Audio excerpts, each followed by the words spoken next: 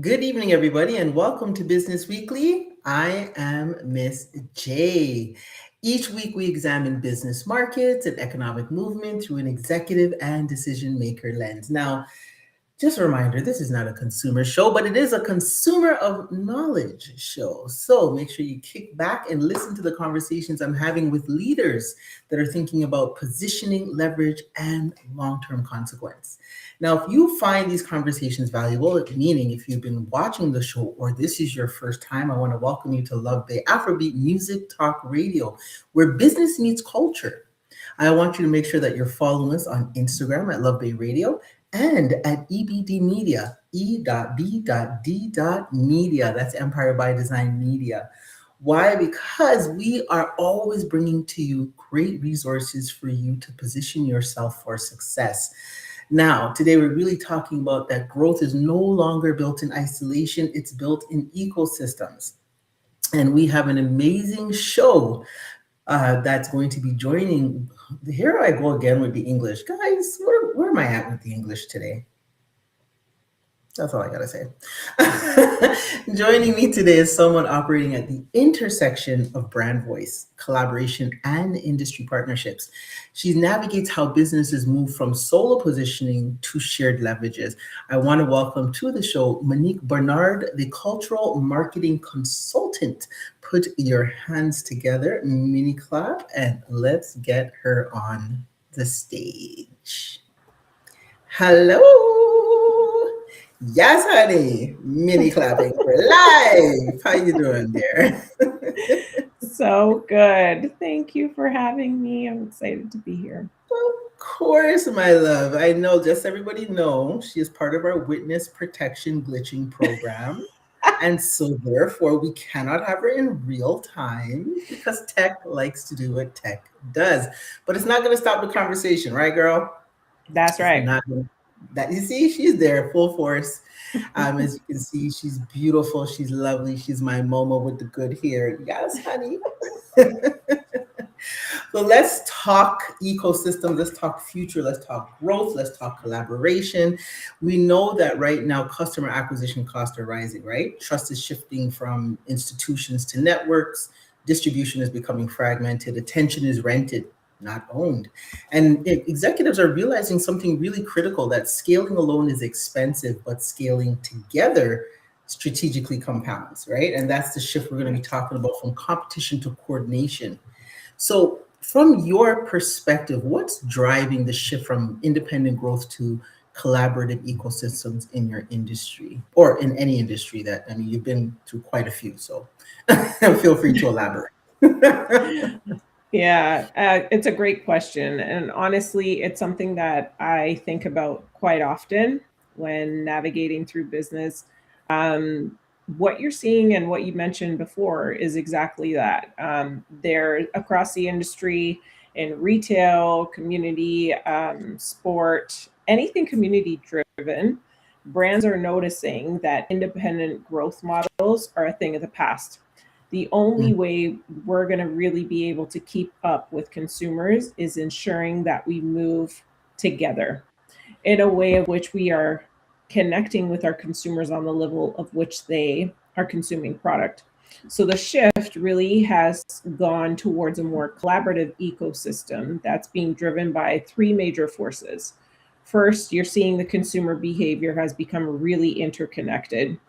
People don't experience things or moments in silos anymore. Everything is experienced together. I think we noticed that quite a bit when we shifted out of COVID, how important experiences together was, and sharing those on social media platforms have been the number one way to really show in real time what a good time you're having or the things that you are actually experiencing.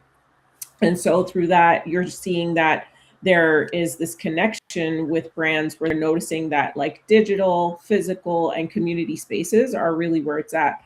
That's where people are really coming together and consuming product. And that's where you're seeing that ecosystem that we're talking about really grows. And so that level of integration is what's building real loyalty and market share. And then the second would be the speed of culture. So the speed of culture requires brands to really partner with others who are trusted and influenced within their respective communities, and the spaces that they occupy. And so, whether it's a cultural creator, or sorry, a local cultural creator, or a community leader, or a cross industry partner, the collaboration it accelerates based on the relevance. So, in my work through multiple brands and what I've seen throughout the multiple cities that I've managed, is the most impactful campaigns. They really hit through co creating with local talent who were authentically amplifying the brand narrative. And then the Mm. third is that the operational efficiency. I mean, the collaborative ecosystem, it allows the brands to share data, insights, and resources, which obviously allows consumers to make smarter decisions and allocate their time and money to the spaces of which they want to be in. So this allows us, with the data that we capture, to be able to really forecast and then make more profitable decisions. And so, once you're able to really manage that, the expectations and the clear P&L from a cross-functional perspective between like aligning your retail spaces and your even logistical, when you talk about supply chain, et cetera, when those things are completely in sync, you know, you realize how important this ecosystem becomes, and you have to make sure that it's strong in order for your consumers to remain loyal. Damn, girl. That's what I'm talking about, people. I just be bringing on the experts, honey. I'll just be bringing on the experts. No, but you're definitely hitting some key points there. I want to kind of roll back to point one where we talk about community. At book club in the Empire, we had read the book by Mark Schaefer on the building communities, the last great brand marketing strategy, Hmm. and everything you're saying is echoing times 10, because what they've come to realize over the years is that's the one thing that keeps businesses afloat, is understanding what real brand loyalty looks like. I Yeah, think a lot of times we get into a space and place in media today where we're just so busy shooting movies that we kind of forget to really truly engage in the people that I'm still 100% love my in-person face-to-face connections. I think that absolutely. they definitely have a stronger pull than me just showing you. In fact, media to me at this point is more like brand authority, just to kind of say like, yeah, I'm legit. I know what I'm kind of talking about, but the real connections happens there. So you're definitely hitting the point with that, including the supply chain. Yeah, How people are connecting, how companies are collaborating, yeah, right? If we're absolutely. same thing, Yeah. why not us order together and bring the cost down, especially with tariffs in the Hmm. picture. We have Yes. some guests now starting to come in. Welcome, welcome, Tara, CEO Tara from Tara's Vegan Cuisines in the building. Please feel free to utilize the question box and ask as many questions as you want. I have Monique Bernard here. Not only is she a cultural marketing consultant, but she has worked for some of the biggest brands in the world, Lululemon, Adidas.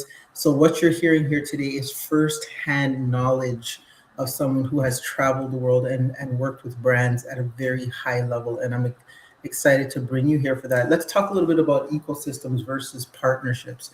Hmm. There's a difference between a collaboration and an ecosystem. Hmm. How do you define the difference at the executive level? I think the clear distinction is a collaboration is essentially two people or two parties coming together to execute a campaign or an event or one single moment in time, or initiative. So it's usually just short term, deliverable based, meeting those KPIs and measured in the immediate output. When you talk Mhm. about the actual partnership, now this is where it's like building that ecosystem. You are um, putting a hand in there to build on a strategy, a shared strategy, shared data, shared audiences, and shared accountability. Now, when you're looking at that, you really do see the longevity of that. That doesn't start in just one event and one specific moment. it builds over time. And so once the alignment is there between the brand and the actual ambassador or the partner, you will see that clear distinction of, true collaboration that continues to build. Perfect example is kind of like Jordan and Nike. I Mhm. think you saw what Jordan brought to the table as one of the biggest forces in basketball, a Yeah. leader within the space. But then over time, he was so intent, like he was so he made the him and Nike made the intention of building together, and so that's where you see Jordan brand build over time. You see that being one of their most their most long-standing areas of the brand, Yeah. and through that, the influence from Jordan's, basketball, but then lifestyle, it Yeah. began and it started to grow. So those are like that's an example of like clear growth from a more partnership standpoint versus a collaboration. A collaboration in most moments can take a brand from a moment of where they just want to make a quick hit and like get some good momentum on something they're starting. Mhm. But then when you see the partnership part, that's where they're actually investing and sharing that information with their partner to be able to leverage each other's audiences, the consumers at hand, and really Mhm. build for a longer term reason. And what you do know is that, like within an ecosystem, you have to have three key things, and that's going to be a unifying purpose. So, what is the why? We have to be aligned on what that why is, and all stakeholders have to hold hands on that. Mm. The second would Yes. be the mutual value creation. So, like every partner should be growing based off of this relationship and the Yeah. system. And then operational integration is going to be the shared insights. So, the shared planning and shared measurement. So, giving a clear view of all that key data and making sure that everyone is aware and how do we continue to build on that. So, I think the distinction is really clear of like collaboration are just moments and ecosystems create momentum. Hey, say it so you can hear it in the back. Yo. But that's what it is, right? Shared visibility. It unlocks long-term architecture. It just there's so much that comes with the ecosystem component versus the collaboration to your point. And I agree with you 100%. I think sometimes we hear that, the line, and I mock these lines, collaboration over competition. Like stop the Mhm. madness. Yeah. Depending on who, and I will always say this, collaboration really depends on what two people bring to the table to make something Yes. great, right? Agreed. And I mean, it makes no sense. Like you don't collaborate with the same exact person because it doesn't make sense. Like you're doing Hmm. what? You're selling to the same audience. The goal with collaboration, to your point and example with Michael Jordan and Nike, Hmm. Michael brought the athletic industry into forum. Michael brought Right. kids from low economic housing to wear these shoes. Like it was a Yeah. phenomenon. It was something like they could have went and got golf or swimming or wherever they wanted, but they saw an ecosystem building, and thanks to his mom who said, "Hey, straight up, you got to get paid." You Yeah. know, he protected his assets, type thing. So it Absolutely. definitely infrastructure thinking is where it's at. I encourage Hmm. everyone to really stop and take a look at their operations. I love specializing in infrastructure and revenue architecting because there's so much money within it that people Hmm. underestimate. They don't understand the power of the infrastructures that are built, which leads me to talking a little bit about strategic alignment after I went on my little collaboration of a competition event. Let's talk about what must be aligned Yeah. financially, operationally, and culturally before the two brands can successfully build together. Yeah. It's a great question. I think when you have two brands that are coming together um, on three levels, like you mentioned, their things have to be aligned, and so financial, operational, and cultural. Those are really important when we talk about strategic alignment.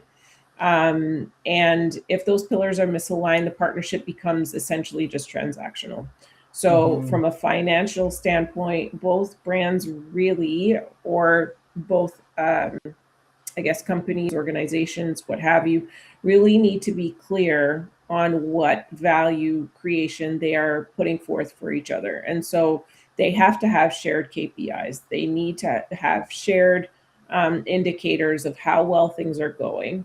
Mhm. And they need to be transparent on investment expectations. So making sure that whether it be one is more invested or not, just being clear on what those investment expectations are is really essential. And Mhm. then an agreement on what success looks like. So, in my experience in managing P&Ls, one of the strongest partnerships were when both sides understood commercially the impact, not just making a moment.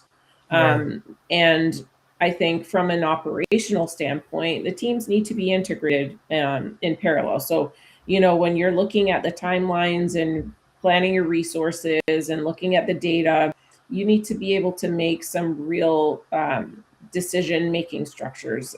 You need to have um, a good leadership within the areas of which you're trying to impact. For instance, when I would lead any city strategies, um, most of our initiatives were the successful ones were when our retail stores, the digital side, and our community and the product teams were completely aligned. Because Yeah. from an external partner's perspective, they need to see that the operation is strong. So that's what turns like a great idea into something that's really scalable in execution. And then the last, from a cultural standpoint, to your point earlier, that has your values have to match. You Mhm. can't be underestimate the values of culture. I think in this current time, consumers can smell fakes out the Yes. gate. And Yes. that being the case, they are very conscious in where they're spending their dollars and whom they're spending it with. And so for that, those reasons alone, whether it's working with a local talent or building inclusive strategies from a city perspective, uh, through those brands of which you mentioned, I would always look for an alignment, because if they did not align, I already knew that the campaign was going to fail off the cuff. So you really need to Yes. make sure that the cultural alignment is there and you're not just doing it to look cool. You're Mhm. doing it because this is what makes sense from an alignment between both parties. And so for me, the most success is co-building, and co-building requires a shared financial vision, but integrated operation systems, and then a cultural foundation that is shared between both sides. And once you're able to have that, I think that's when the ecosystem, not only does it grow over time, but that's where you really see market share impact. I wanted to kind of roll back there when you were talking about the systems that need to be integrated. You Hmm. know, give an example, if you can, of just a system that needs to be integrated. Because I think a lot of people get stuck with, well, we're going to do our products together, right? So Right. we're going to, you bring this, I'll bring that, and we're going to sell it, and we're going to put a discount, and we're going to wrap it up. But how does an example of the systems uh, look? Yeah. So if you have an idea, let's say you're selling a pencil, and I have a sharpener, and we decide we're going to do a collaboration. Now, if you only have 10 pencils and I have 50 sharpeners, we're already at a problem where our supply chain is going to have an issue, right? Because Hmm. now you're going to have a limited amount of pencils, and I have an excessive amount of sharpeners. At the end of the Right. day, the sales are going to be impacted because we probably marketed it where you're getting a pencil and a sharpener combo. And once you're unable to fulfill said combo, now we're left with excess inventory. So we're Hmm. already seeing an impact there, because you're not even seeing the true impact of the collaboration itself. You're only Yeah. seeing what it is that you were able to sell together, because you didn't Hmm. forecast well. You didn't do a good assessment of your inventory. There's so many things there of which you've already sold yourself short, just by not really taking a look at all the key things that would make us successful. The other part is like, where are we selling said sharpener and pencil? Just because you have a relationship at a school and you think people are going to buy them doesn't mean that's going to be the place where we should sell said I sharpener and love pencil, that. right? So I Yes. think that's when we talk about the systems not becoming aligned.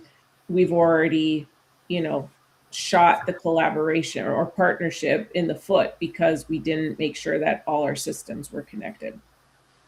See, people, this is what I tell you. I bring on the juggernauts, the people who get it, the people who understand. And it's here. I mean, when we work at the executive level, whether we were doing it culture in our own business or whatever the case is, we understood the key factor that indicators drives future connection, right? And Hmm. the indicators are things you should know prior to getting together. Like what, Yeah. like honestly, English is not working today, so I'm just talking Miss J. Okay, Neither is the internet, so don't worry. you see what I'm saying? It's a glitchy system. It's a glitchy system. It's a glitchy system. Today's a glitchy day.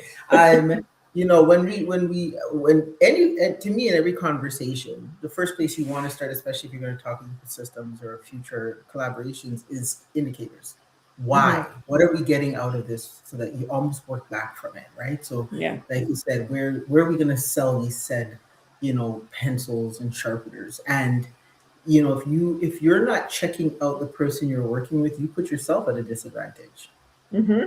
because at the end of the day, maybe I didn't ask you how many pencils you had. I just assumed you said you wanted to be in this partnership that you were going to come Right. with the correct amount.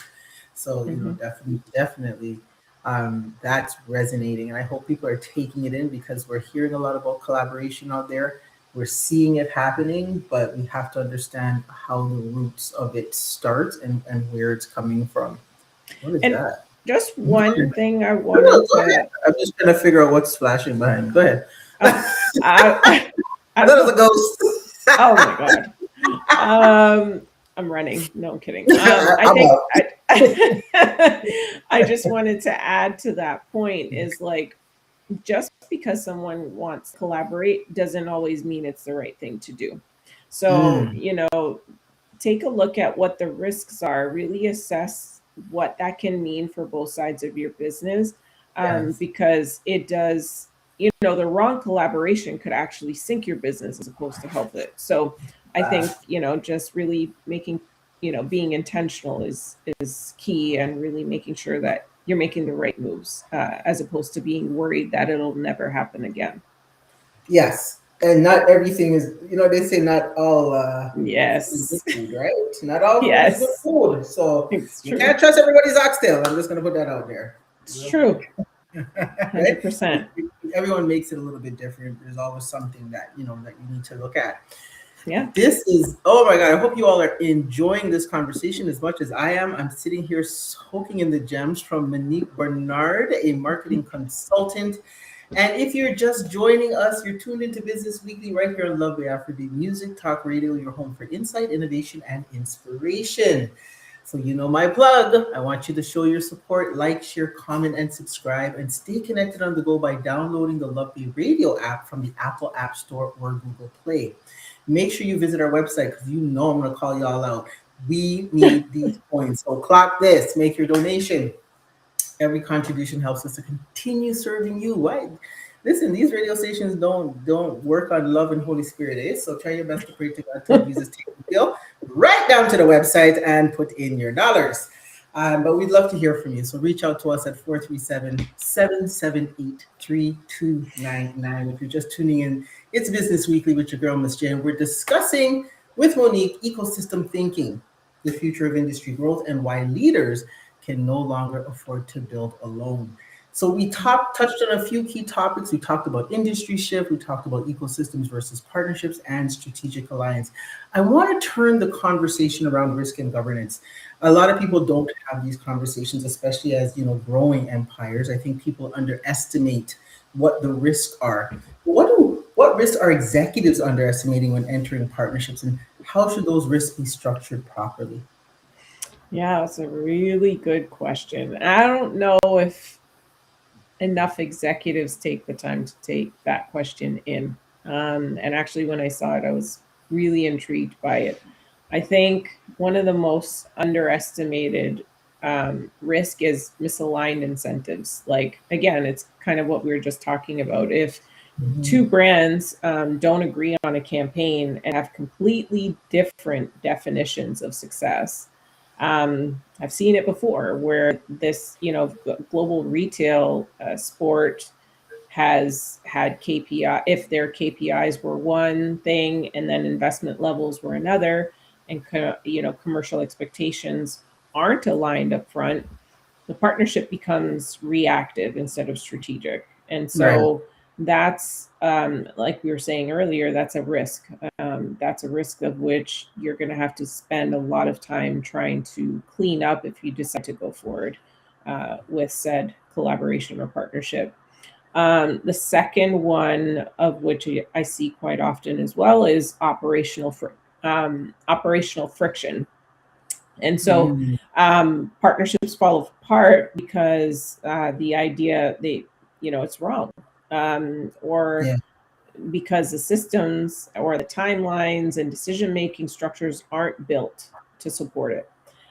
So, like you were saying before, is like if we don't have those structures in place, we've already shot ourselves in the foot before we even got out of the gate. And Yeah. Even so, an exit strategy. Like, yeah, what's the exit strategy? Like, what happens when things don't work out? I mean, there are all these clauses in exactly. the contracts, right? Yep. Will not hold, indemnify, liability, et cetera, et cetera. But there is an actual exit strategy clause in there that Yeah, indicates how this partnership or collaboration will dissolve. that's right.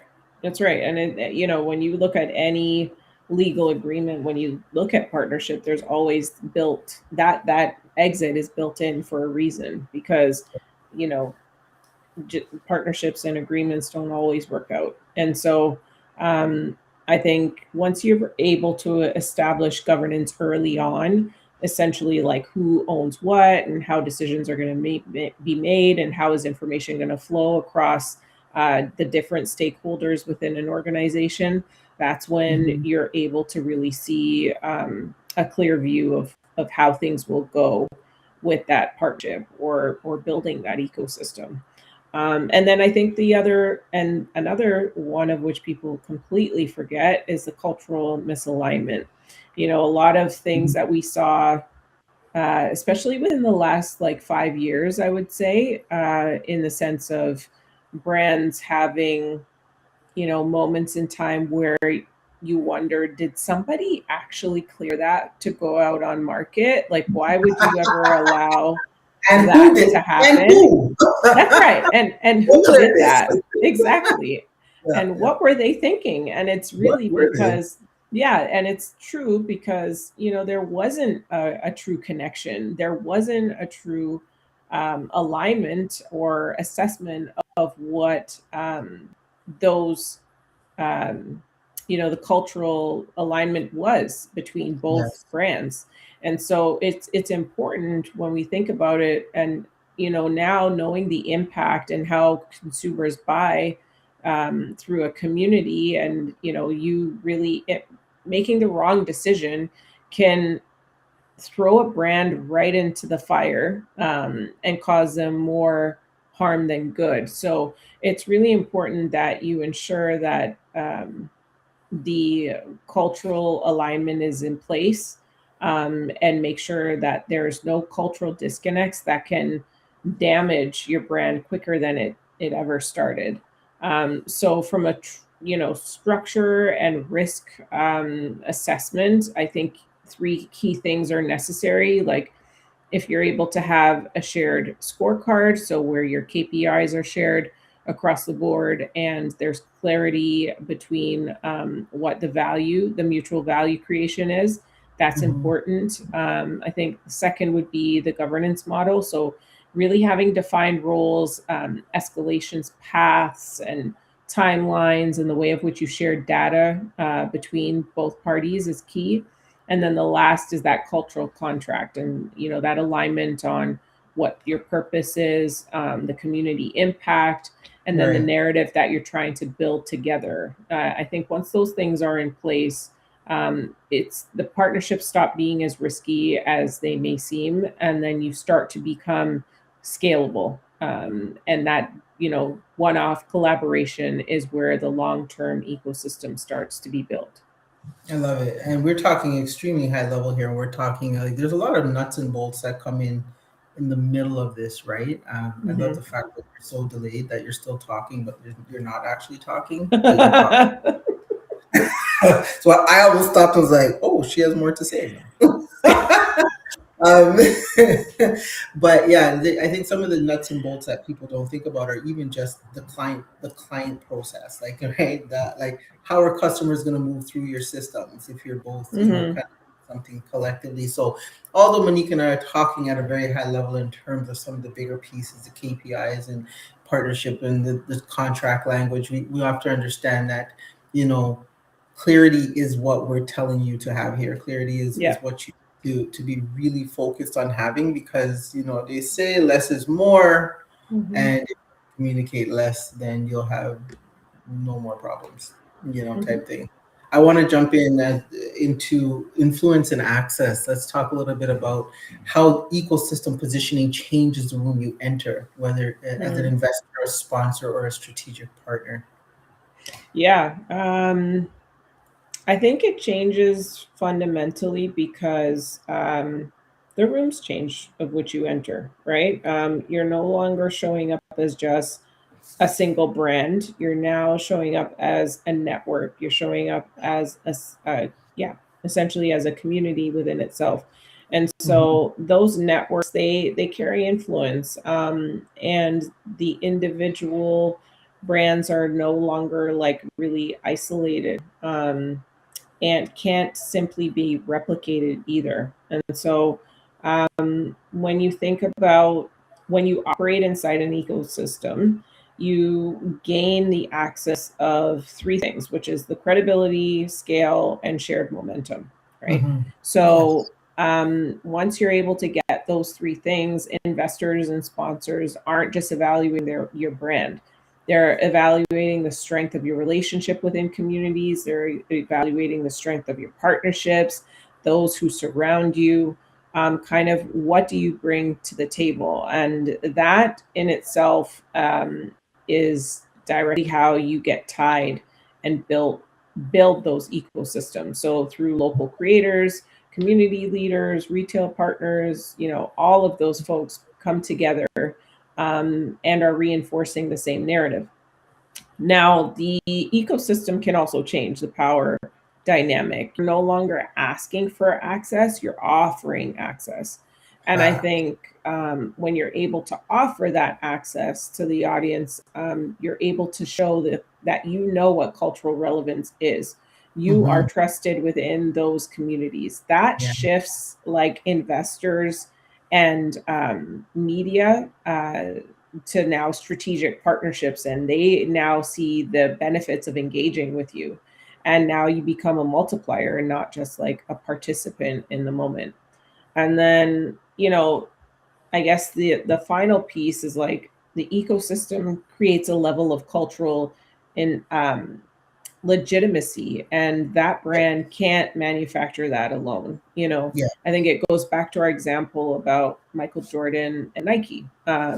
Like you said, he was bringing kids through different economic statuses to Mhm. buy Nikes because they wanted to be like Mike. Like, as simple as it was, they wanted to jump in the air and fly and get that ball in the net. And that was not something of which Nike had access to on their own. No. Without Michael Jordan, it is clear that they would not have been able to connect to the actual average person in that Yes. way Yeah. and bring the consumers into their brand to the point where they were loyal across the board. It was no longer just about Jordan. You were now looking at Air Maxes and all of Yes. the other, parts of the brand. So I think Yeah. that's where you really do see the strength of how the media, that attracts folks and then brings them in. And now you've created an impact into a brand, which long term has doubled, if not tripled, your market share within the Right. space. Huge. And I mean, they found that formula and they stuck to it. A I hundred mean, percent. people like a lot of people like youngins don't even know. Like before that, Reeboks and Adidas was kicking ass in day Oh one. yeah. Yeah. Nike And was on remember, yeah, remember exactly, because remember right? Jordan wanted to sign with Adidas first, right? That Yes, was the brand he wanted. that's the brand And he and wanted. His mom yep, said, "Sit down and listen." You know, that's right. it's all. It's not about us sometimes being where it is. Sometimes it's looking for those opportunities, right? And Yes. so I like to say I'm a salmon that swims upstream. Mhm. I'm not a trend jumper. I like to Right. set the trend or trailblaze one, right? Because Mhm. at the end of the day, there are under a lot of funds hidden under rocks that a lot of people just don't want to flip over, Yes, right? So you it's got to true. get into it. Let's talk about the future a little bit. Looking ahead Mhm. 5 years, do you believe that ecosystems will outperform standalone brands? And what must leaders unlearn to operate Mm. effectively in that model? Without question, ecosystems will outperform. Like, I don't think it's a matter of when, it's how much is going to be left for those who are within individual brands.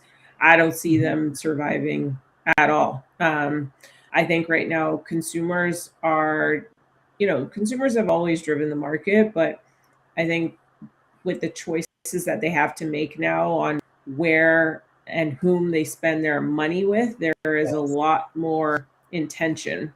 And so, yes, that being said, you're always going to see communities win over in campaigns. You're always going to see brands feel interconnected rather than isolated once they work in an ecosystem. Within yes, 5 years, the brands who are going to win are the ones who operate as a larger value network as opposed to like a single entity, hmm, because those ecosystems that they create, they're having three advantages. One is a shared audience, yeah, two is shared data, and three yeah, is that shared relevance. So 100%. once you have those all together, the biggest growth will always come from those who didn't do it alone. They are going to be able to activate and really assimilate themselves into spaces of which you're going to see that growth just compound in a really quick way. Um, Yes, and I think in order to operate effectively, though, the ecosystem model, the leaders have to unlearn um, ingrained habits. A lot of brands, they stand up there and they say, "Oh, we're going to do this different. We want to be different. We want to, be the leaders of this space." But the thing that holds them back are those long-term things that they need hmm, to unlearn. And yes, unless you start at the top, it will never trickle to the rest of the organization. So yes. I think when Buck we're looking starts and stops exactly, when at you're the looking top. at yeah, you look at the CEOs, you look at the C-suite members, all of those key people have to be in one accord in taking those risks. If you are the only one standing at the top saying, "Oh yeah, go ahead, let's do this," and the rest of your crew is not supporting, you will become that brand who gets left behind without question. Without question. And Yeah. it's about legacy over ego. Yep. Some people get so caught up on this word, I'm the CEO, but the CEO's job is to create that strategic partnerships and approach and Yeah. initiatives in order to advance the company. And so, learning from starting in the startup position of it, you have to be really connected to not getting stuck with habits, and Yes. pivoting is key. If you're Yep. not pivoting, you're not moving. If you're not moving, you're not growing. If you're not growing, you're not collecting the bag. So That's it. um, you stand up there with your ego and let's see how far it pays the bills, That's it. kind of Yeah. things. I love that. Yeah. And I Wow. think like just the idea of ownership that you said is really important, because ownership, again, to what you said, is going to leave you by yourself. At the end of the day, uh, you don't want to own a narrative. You want to create one. And so like that Mm, requires being having humility, having the flexibility like you're talking about, and letting partners be able to come in and shape the outcome. If you Yeah. don't allow that to happen, then you've already, you've cut yourself off at the knees essentially, because you haven't given the insight that you need to grow. And then I think the other part of which leaders need to unlearn is like linear decision making. Hmm. Ecosystems, like you said, they move in loops, they're not ladders. You know? And so that information flows differently, influence is distributed differently, success Hmm. depends on how well teams are integrated across functional partners. And I think, through the work that I've done with managing even like cross border um, folks, I've really understood what alignment is, how important alignment is.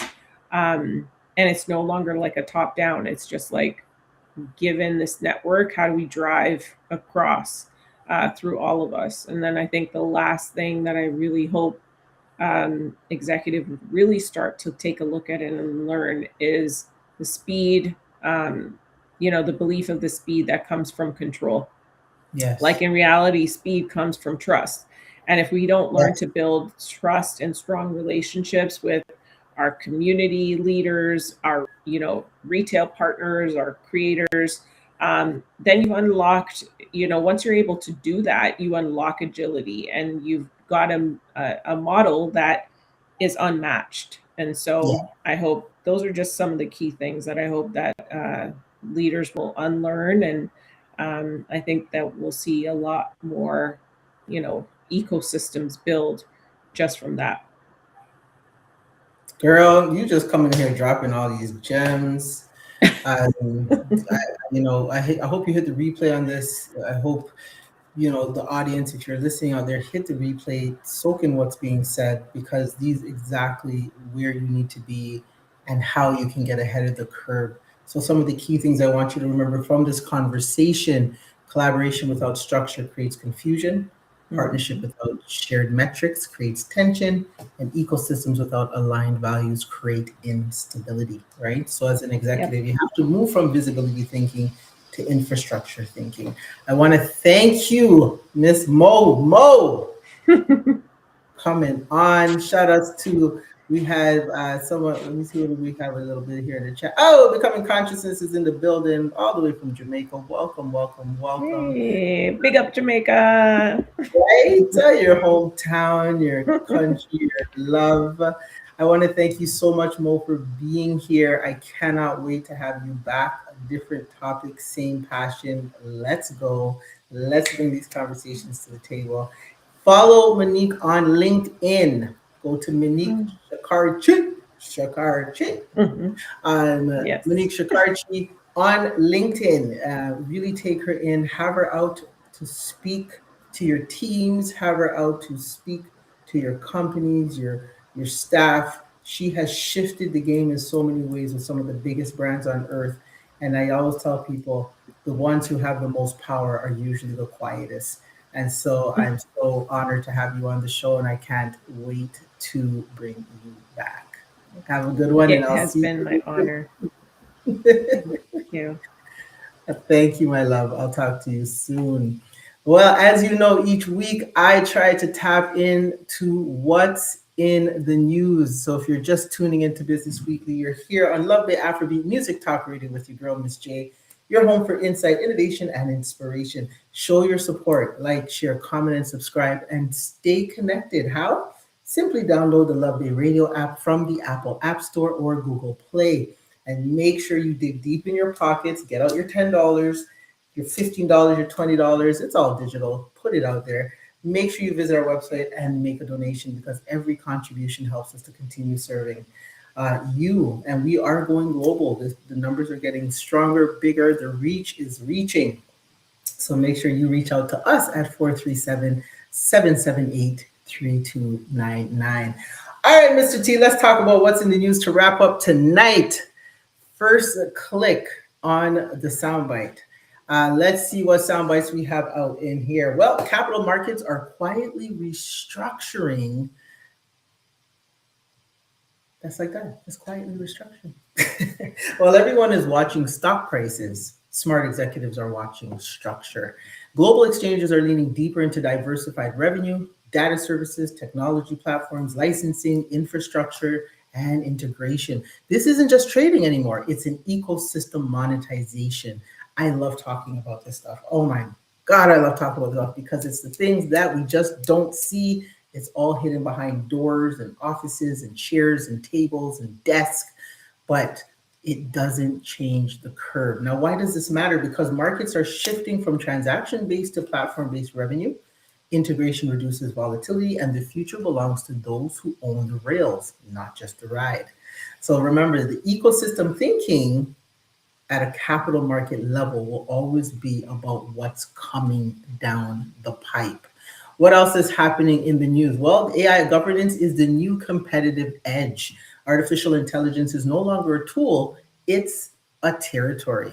Governments and corporations are accelerating policy conversations around AI transparency, accountability, and infrastructure standards. The race isn't just about innovation, it's about control and governance. So we know when it first hit the market, the video blew up. People didn't even see that stock coming, but those who did are, pretty much laughing at this point. But now the innovation has really moved over into control and governance. And why does that matter? Well, because regulation shapes opportunity and governance builds investors' trust. So the AI ecosystems, they require structure, not chaos, because without that, unregulated growth will create risk, and those structured ecosystems create scale. We also know that Canada's productivity pressure is on. Productivity is such a quiet metric, because it determines who wins the long game. And that's why I say sometimes the things you don't hear are the things is where people are making move. Right now, Canada's facing increased scrutiny around productivity performance. The conversation isn't about working harder, it's about allocating capital smarter, leveraging partnerships, and modernizing systems. Now, why does that matter to you as an executive? Well, efficiency is no longer internal, it's collaborative. Capital flows toward coordinated operators, ecosystems are outperforming isolated firms, and this is why leaders have to think beyond their four walls, as Monique was saying earlier. There are things that they have to unlearn in order to advance and progress their companies, or as I say, their empires. Last but not least, the global growth isn't loud, it's layered. Economic growth rarely announces itself, it builds quietly. Despite market volatility, global business investment and capital deployment remains steady in key sectors. Leaders who move during structural shift often outperform those who wait for certainty. Now, why does this matter? Well, growth cycles reward proactive positioning, and strategic partnerships accelerate expansion. And confidence compounds when aligned. When the market is confident, the dollars go up. When you're not, the dollars go down. So the question isn't whether growth is happening, it's whether you're positioned inside the right ecosystem. Yes. Okay, so what we're seeing across capital markets, AI productivity, and global expansion is the same pattern: coordination over isolation. Industries are maturing, ecosystems are forming, and the leaders who understand this shift will move differently. All right. So remember, ecosystem thinking is not a trend, it's the next stage of industry maturity. The brands that win will not be the loudest, but they will be the most aligned, the most coordinated, and the most structurally sound. So if you are looking to get to that level, please make sure you're connecting with your girl, Miss J. I do this for breakfast, lunch, and dinner. So read the headlines, be informed, but the signals are what guides your leadership. Read wisely, move intentionally, position yourself ahead of the curve. This is Miss J, your drip strategist and boss methodologist, and you're listening to Business Weekly right here on Love Bay Afrobeat Music Talk Radio. And as always, people, let's build something legendary. We'll see you next week. Same back channel, same hostess with the mostest, new guest, new topic, and you always learning. Have a good one.